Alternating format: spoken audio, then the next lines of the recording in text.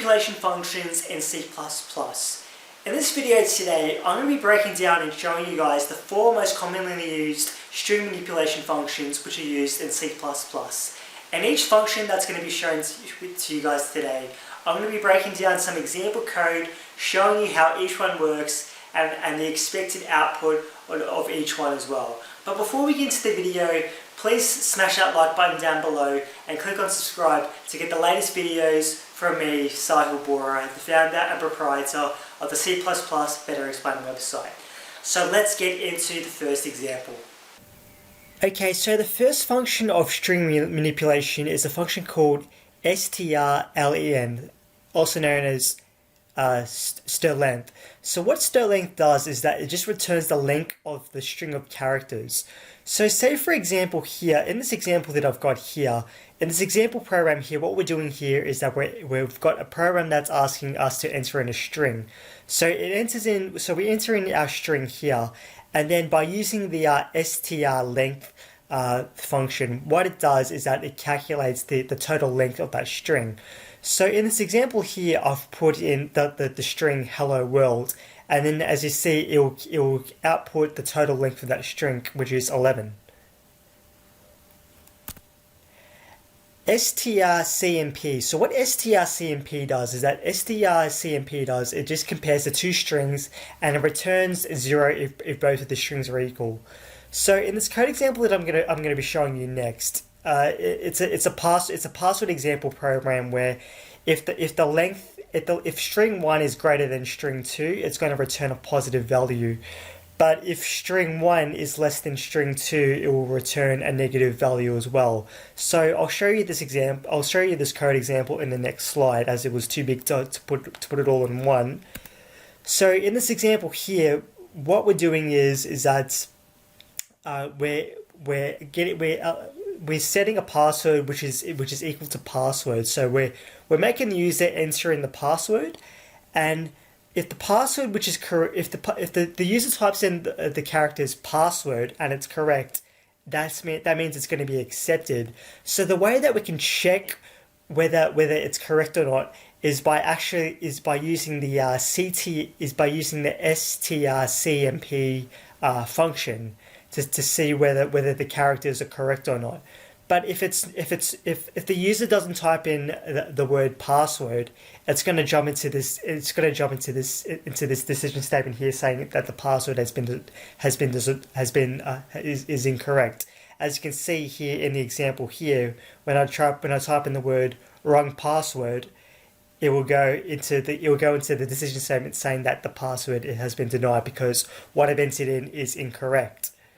But if I type in password correctly, as I've done up the top here, and that means what I've typed in is correct and that the strings are equal and that it accepts it. Next we have strcpy. So what strcpy is that strcpy, it just copies the contents of one string to another, which then destroys the contents of the string being copied to. So in this first line here, as you can see here, I've got a string which has been defined here, and then I've got a string that says hello, and then I've got another string here that's been defined here that says there, and then what it does is that it's printing out the first string which I've got, which is hello, and then that same string variable, it's got the word there. So it's deleting what was previously, it's deleting the first thing that I had, which was hello, and then it's replacing it with there, as I'm showing you in my example here on the right here. And then lastly, what I've got here is the strcat example. So what this does is that it just pretty much attaches strings at the very end. So what it does is that it appends string 2 to the end of string 1, which I've got an example here. So as I've got the first string here that says hi, and then I've got a second string that says there, And then what the strcat function does is that it puts them both on the same line. So then when I say when I say to the when I say to the IDE to print out the entire line in one line, if I call string one, it's going to put both of those separate strings onto one line, which I'm showing you guys here. So those are the four most commonly used string manipulation functions used in C and C++. Attention computer science, IT and engineering students. Have you been trying to learn C++ but have been struggling to put the pieces together? My name is Sahil Bora and I'm the founder and the writer of C++ Better Explained. What I'm offering you guys today is my 87-page book that outlines how to quickly and easily master the fundamentals of the C++ programming language.